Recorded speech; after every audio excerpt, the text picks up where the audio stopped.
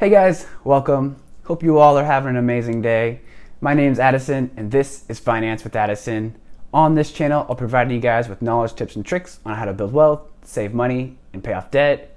If that sounds interesting to you, please hit that subscribe button as well as the notification bell. And if you find any value in this video, please hit that like button because it really helps out the channel a lot. Today, I want to share with you guys why I regret not investing in an HSA and why I will be investing in one as soon as I can.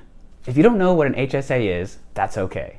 It's not uncommon to talk to someone that contributes to a 401k or an IRA, but not a lot of people utilize an HSA. In fact, a compilation of surveys published in 2018 by the Employee Benefit Research Institute found that only 20 to 30 million Americans contribute some amount of money to an HSA. And most of these people aren't taking advantage of the HSA's investing benefits. In 2019, a study found that only 1 million Americans are investing money from their HSA. In my opinion, it really seems like the HSA has become one of the best kept secrets among retirement accounts. If used properly, an HSA can provide greater financial growth and financial security than a 401k or an IRA. So let's talk about what an HSA is. HSA stands for Health Savings Account. And essentially, it's a savings account that you can only use for qualified medical expenses. Qualified health expenses are pretty much anything health related. This could be a hospital stay, prescription medications, x-rays. Historically, you haven't been able to use your HSA for over-the-counter medications like Tylenol or Advil, but with the CARES Act signed in March, HSAs are now eligible for over-the-counter medications. To be eligible to contribute to an HSA, you have to be enrolled in a high-deductible health plan. And these are health insurance plans that have higher deductibles than the average plans. Every year, the government decides what the minimum deductible has to be. For 2020, it's $1,400 for an individual and $2,800 for family coverage. There is a maximum you can contribute to your HSA each year. For 2020, it's $3,550 for an individual or $7,100 for those that have family coverage.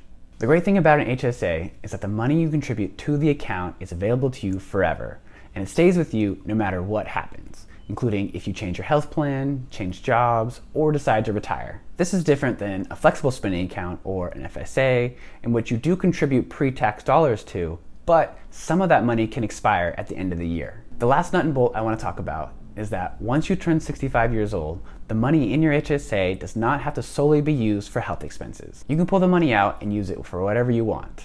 However, if you choose not to use it on medical expenses, it will get taxed in the same manner that a 401k is in retirement. Now, I want to go over the advantages that make the HSA so great. The first one is the triple tax advantage, and this is what makes the HSA such a powerful wealth building tool. The way this works is that the contributions you put into your HSA are tax-free. Any growth in your HSA during your financial journey or until you spend the money is tax-free. And any money withdrawn from your HSA that is used for a qualified health expense is tax-free. So basically, any money that you put into your HSA and then is later used at any point during your life for health expenses will never be taxed. This is incredible because it's like combining the benefits of a traditional 401k and a Roth IRA as long as the money is spent on qualified health expenses. As a side note, if you're interested in learning how a traditional 401k and a Roth IRA work and their benefits, I encourage you to watch some of my previous videos where I outline each of these accounts.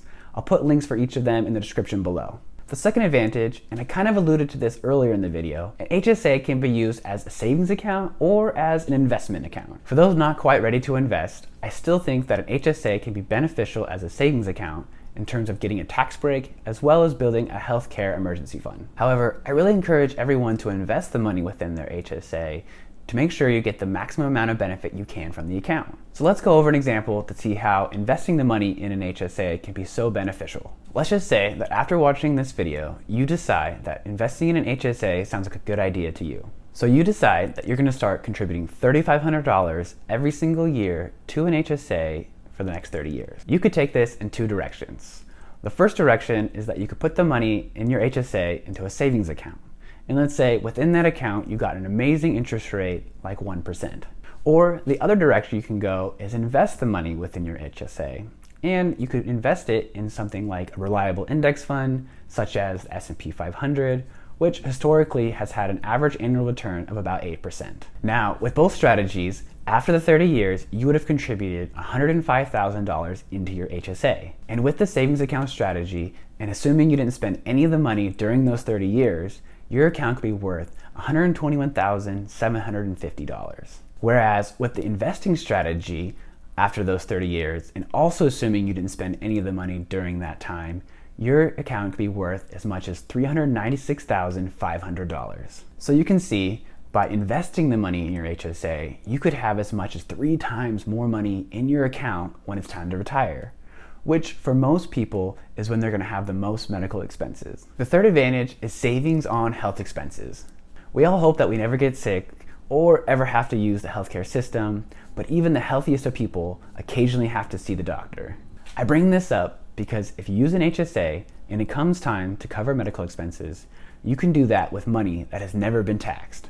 Taxes vary for everyone, but in the United States, we pay about 30% of our wages in taxes. So if you're able to avoid this tax using an HSA, you can basically get health expenses 30% off. For example, let's say that you had to go to the emergency room for some reason, and when you leave the emergency room, your bill comes out to $1,000. If you don't have an HSA, you would pay that $1,000 with after-tax money. Whereas if you had an HSA, you would pay that $1,000 with pre-tax money, which is about equivalent to $700 in after-tax money. So essentially, you'd be able to save about $300. One health expense that we don't really think about, especially when we're young and healthy, is the cost of having a baby. This is something that got me really excited about using an HSA because having kids in the future is something that's really important to my wife and I. Even with insurance, the cost of having a baby from start to finish can be thousands and thousands of dollars. But if you use an HSA, you could get about 30% off of those costs. The fourth advantage is the HSA-Investing Hack.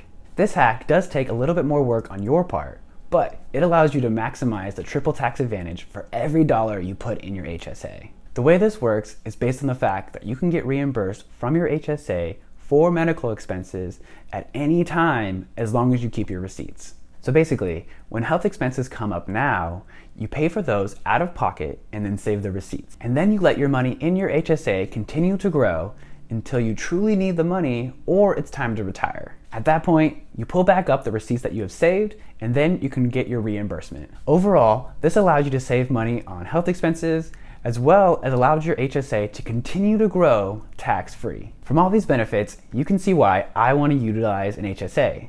However, I'm not currently investing in one right now. The reason for that is that I'm not currently enrolled in a high deductible health plan, and you're only allowed to change your health insurance once a year during the open enrollment period. For most states, the open enrollment period is between November 1st and December 15th.